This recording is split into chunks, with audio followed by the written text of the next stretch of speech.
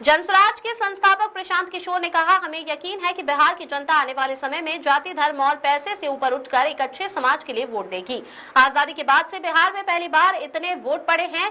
लोगों ने इतनी बड़ी संख्या में वोट दिया है ताकि बिहार से भ्रष्टाचार खत्म हो। ये थे भितिहरवा आश्रम से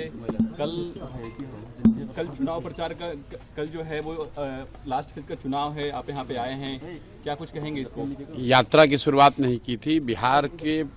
बिहार में बदलाव के लिए, बिहार में सुधार के संकल्प की शुरुआत इसी आश्रम से, इसी परिसर से हुआ था और आज उसका एक चरण पूरा हो रहा है।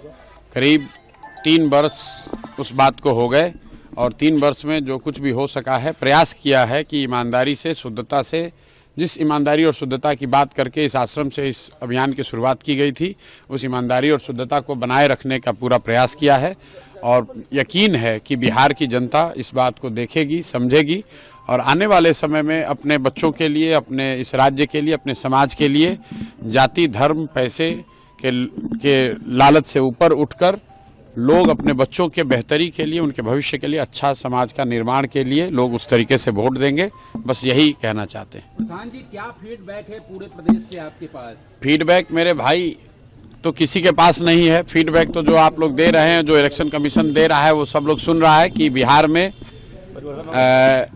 पहली बार आज़ादी के बाद बिहार के इतिहास में सबसे ज़्यादा वोट पड़ा है और ये अपने आप में एक बहुत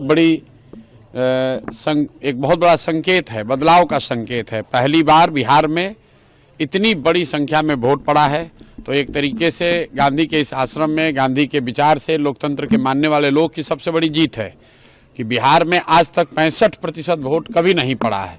तो हम लोगों का ऐसा मानना है कि ये 65% वोट बिहार में बदलाव का वोट है। 14 तारीख से बिहार में एक नई व्यवस्था बनाने के लिए वोट है। ये वोट इस बात के लिए है कि बिहार में भी अब बच्चों के लिए पढ़ाई और रोजगार हो, बिहार के बच्चों को भी आगे पलायन न करना पड़े, 10-12 हज़ार के रोजी रोजगार के लिए घर परिवार, बिहार गांव छोड़कर बाहर नहीं जाना पड़े, बिहार में भ्रष्टाचार खत्म हो और इसीलिए लोग इतनी बड़ी संख्या में आकर वोट दिए हैं। जितने भी पत्रकार हैं, विशेषज्ञ हैं, राजनेता हैं, किसी को अंदाज़ा नहीं था, किसी को अंदाज़ा नहीं है कि इतना लोग वोट दिया कौन है। और जो लोग ये दावा कर रहे हैं कि वोट किसको पड़ा है, उसको जब ये ही नहीं पता है कि वोट पड़ा कितना है, उस दिन 3 बजे तक, 4 बजे तक, जब तक इलेक्शन कमीशन ने डेटा नहीं जारी किया है, चुनाव के प्रतिशत के आंकड़े जारी नहीं किए, तब तक लोगों को ये भी नहीं पता था कि वोट कितना पड़ रहा है। लेकिन लोग टीवी पर, यूट्यूब पर आकर बड़े बड़े बयान दे रहे हैं कि वोट किसको पड़ रहा है। भाई, जब तुम्हें यही नहीं पता है कि कितने लोग वोट दे रहे हैं तो ये कैसे पता चल रहा है कि वो व्यक्ति किसको वोट दे रहा है? इसलिए ये लोकतंत्र का पर्व है चुनाव।